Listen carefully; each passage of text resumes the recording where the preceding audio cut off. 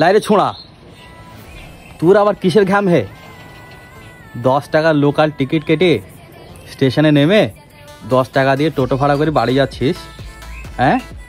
আর তোকে আমি, তুই আমার চোখে চোখ পড়লো তোর আর আমার, আমি এরকম করলাম যে কি খবর, কোথায় গেছিলি, এরকম টাইপের কিছু একটা, তুই আমাকে এরকম করে দিবি, ব্যাস হয়ে গেল। তুই মারার বাল মনে হচ্ছে আম্বানির বিটা হেললে আওড়া। তুই লোকাল ট্রেনের টিকিট কেটে বাড়ি আসছিস, আবার স্টেশনে নেমে 10 টাকার টিকিট টোটো খাও মা কসম টিকিট কেটে তুমি লাউড়া বাড়ি যাইছো, আর তুমি মারার বাল নিজেকে অনেক আম্বানি মনে করছি নাকি লাউড়া?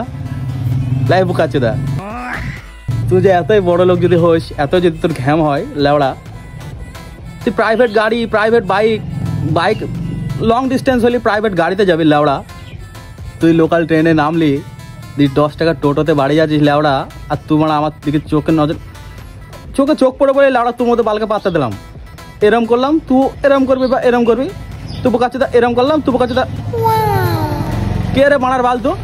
হ্যাঁ লে রে, তোমাদের গ্রামে পরিচিত ছেলে বলে তোকে আমি এরকম করলাম, তুই কে মারার বাল? হ্যাঁ আরে লজ্জা করে না?